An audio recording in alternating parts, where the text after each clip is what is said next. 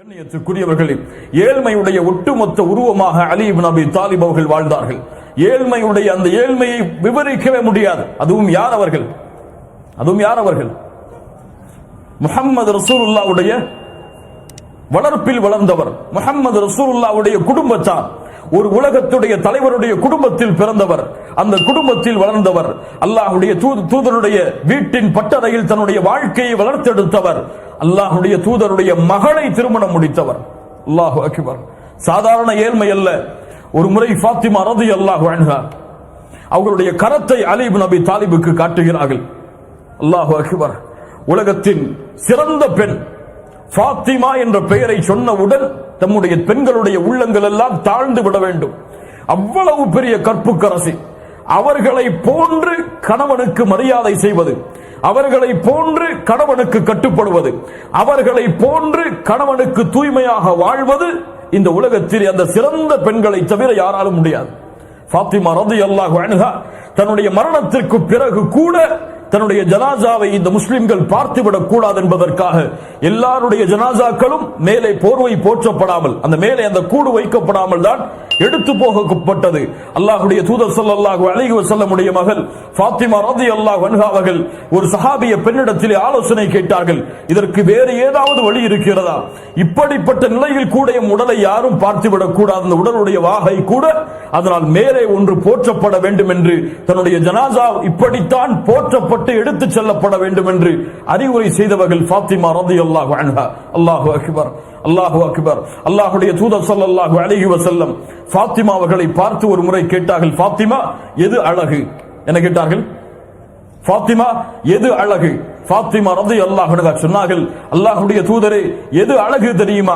என்னையும் என் கணவரை தவிர யாரும் பார்த்துவிடக் கூடாது என்றும், என் கணவரின் மீதும் எந்த பெண்ணுடைய பார்வையும் பட்டுவிடக் கூடாது என்று எந்த ஒரு பெண் விரும்புகிறாளோ அதுதான் அழகு, அதுதான் ஒரு பெண்ணுக்குரிய அழகு என்று சொன்னார்கள். கணவனுக்கு மாறுதல் செய்யக்கூடிய பெண்கள் நம்முடைய சமூகத்தில் எத்துணை பேர், கணவனுக்கு துரோகம் செய்யக்கூடிய பெண்கள் நம்முடைய சமூகத்தில் எத்துணை பேர், கணவன் இருக்கும் இல்லாத நிலையில் அந்நிய ஆண்களோடு பேசி பழகக்கூடிய முஸ்லிம் பெண்கள் நம்முடைய சமூகத்தில் எத்துணை பேர். அல்லாஹ்வை அஞ்சிக் கொள்ள வேண்டாம் அவர்கள்? இந்த ஃபாத்திமா ரலியல்லாஹு அன்ஹாவுடைய வரலாற்றில் அவர்கள் பாடத்தை படித்துக் கொள்ள வேண்டாமா? ஃபாத்திமா ரலியல்லாஹு அன்ஹா அலி இப்னு அபி தாலிப் அவர்களிடத்திலே கரத்தை விரித்து காட்டுகிறார்கள். கரமெல்லாம் அப்படியே இறுக்கப்பட்டிருக்கிறது. வேலை பார்த்து பார்த்து பார்த்து கைகள் எல்லாம் தழும்புகள் விழுந்திருக்கிறது முஹம்மது ரசூலுல்லாஹ்வுடைய மகளுக்கு. அல்லாஹு அக்பர். எவ்வளவு பெரிய ஏழ்மை பாருங்கள். அலி இப்னு அபி தாலிப் இடத்திலே சொன்னார்கள், என் கணவரே, எம் தந்தை இடத்திலே சென்று யாராவது போரிலே கைதிகள் அடிமைகளாக இருந்தால் வாங்கி வருவோமா? அலி இப்னு அபி தாலிப் அவர்களும், சரியம்மா, நீ சென்று உன்னுடைய தந்தை இடத்திலே கேட்டு வாங்கி வா என்று அனுப்புகிறார்கள். உலகத்துடைய தேவைக்காக ஃபாத்திமா ரலியல்லாஹு அன்ஹா தன்னுடைய தந்தையை சந்திக்க வருகிறார்கள். தந்தை யாரிடத்திலேயோ பேசிக் கொண்டிருக்கிறார்கள். கேட்பதற்கு மனம் வரவில்லை. உலகத்துடைய தேவையை மறுமைக்காக வாழக்கூடிய முஹம்மது ரசூலிடத்திலே கேட்பதற்கு ஃபாத்திமா அவர்களுக்கு மனம் வரவில்லை. ஆயிஷா ரலியல்லாஹு அன்ஹா அவர்களிடத்திலே சொல்லிவிட்டு சென்று விடுகிறார்கள். என்னுடைய கஷ்டம் இது, என்னுடைய சிரமம் இது, என்னுடைய கரங்கள் எல்லாம் காய்த்து விட்டது. ஏதாவது ஒரு அடிமை இருந்தால் போதும் எங்களுடைய குடும்பத்திற்கு, நாங்கள் அவர்களை வைத்து எங்களுடைய வீட்டு வேலைகளை பார்த்துக் கொள்ளுவோம். அல்லாஹ்வுடைய தூதரிடத்தில் ஆயிஷா ரலியல்லாஹு அன்ஹா ஃபாத்திமா அவர்கள் சென்றதற்கு பிறகு இந்த செய்தி எடுத்துச் சொல்கிறார்கள். இப்படி உம்முடைய மகளார் வந்தார்கள், இவ்வளவு சிரமத்தில் இருப்பதாக சொன்னார்கள். ஒரே ஒரு அடிமையை கேட்கிறார்கள். அல்லாஹ்வுடைய தூதரை அனுப்பிவிடலாமா? நான் செல்கிறேன், என்னுடைய மகளை பார்த்து வருகிறேன் என்று கூறி அல்லாஹ்வுடைய தூதர் ஸல்லல்லாஹு அலைஹி வஸல்லம் தன்னுடைய மகளை பார்க்க வருகிறார்கள். அலி அவர்களை அழைக்கிறார்கள், வாருங்கள் அலி, என் பக்கத்தில் உட்காருங்கள். யா ஃபாத்திமா, நீங்களும் வாருங்கள், என் பக்கத்தில் உட்காருங்கள். இருவரும் அல்லாஹ்வுடைய தூதருக்கு மிக நெருக்கமாக அமர்கிறார்கள். புகாரி ரஹிமஹுல்லாஹ் இந்த ஹதீஸை பதிவு செய்கிறார்கள். எந்த அளவுக்கு முஹம்மது ரசூலுல்லாஹ் ஸல்லல்லாஹு அலைஹி வஸல்லம் அவருடைய உடம்பின் சூடு ஃபாத்திமா அவர்களுக்கு தெரிகிறது. அவ்வளவு நெருக்கமாக அமர்கிறார்கள் தன்னுடைய மகளிடத்தில். சொன்னார்கள், மகளே, நான் உனக்கு ஒரு செயலை கற்றுத்தரட்டுமா? உனக்கு ஒரு செயலை நான் கற்றுத்தரட்டுமா? நீ இரவிலே உறங்கச் சென்றால் அந்த உறங்கக்கூடிய அந்த இருக்கையில் அமர்ந்து கொண்டு 33 தடவை சுப்ஹானல்லாஹ், 33 தடவை அல்ஹம்துலில்லாஹ், 34 தடவை அல்லாஹு அக்பர் என்று சொல் என் மகளே. அது உனக்கு ஒரு அடிமை கிடைப்பதை விட சிறந்தது. என்னங்க, விக்கிர சொல்லி கொடுத்தா கஷ்டம் போயிருமா? நம்ம என்ன கேட்போம்? கொடுக்க முடியலன்னா கொடுக்கலன்னு சொல்லியிருக்கலாம். சுப்ஹானல்லாஹ் அல்ஹம்துலில்லாஹ் என்ன கஷ்டம் போயிருமா? அல்லாஹ்வுடைய தூதர் ஸல்லல்லாஹு அலைஹி வஸல்லம் இந்த இடத்திலே ஒவ்வொரு பிள்ளைகளை வளர்க்கக்கூடிய பெற்றோர்களும் கொஞ்சம் கவனத்தை செலுத்துங்கள். தன்னுடைய பிள்ளை உலகத்தின் தேவைக்காக தன் இடத்திலே வந்திருக்கிறார்.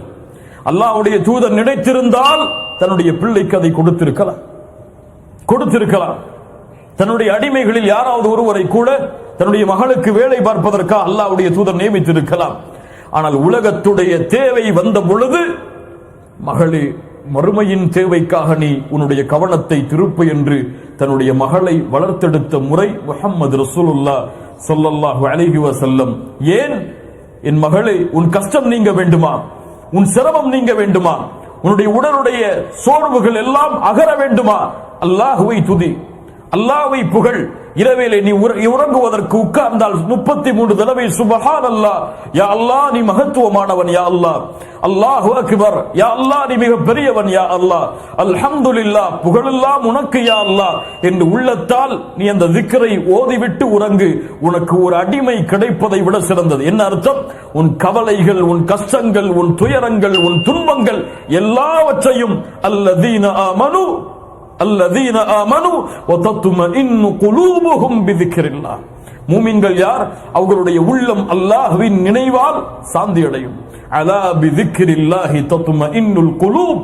மூமின்களுக்கு அல்லாஹ்வுடைய நினைவில்தான் உள்ளத்தின் அமைதி இருக்கிறது என்று அல்லாஹ்வுடைய தூதர் ஸல்லல்லாஹு அலைஹி வஸல்லம் அலி இப்னு அபி தாலிப் அவர்களுக்கும் ஃபாத்திமா ரலியல்லாஹு அன்ஹா அவர்களுக்கு பயிற்றுவித்தார்கள். இன்ஷா அல்லாஹ் இந்த சுன்னத்தை என் வாழ்நாள் முடியும் வரை இந்த இரவிலிருந்து கடைபிடிப்பேன் இன்ஷா அல்லாஹ்.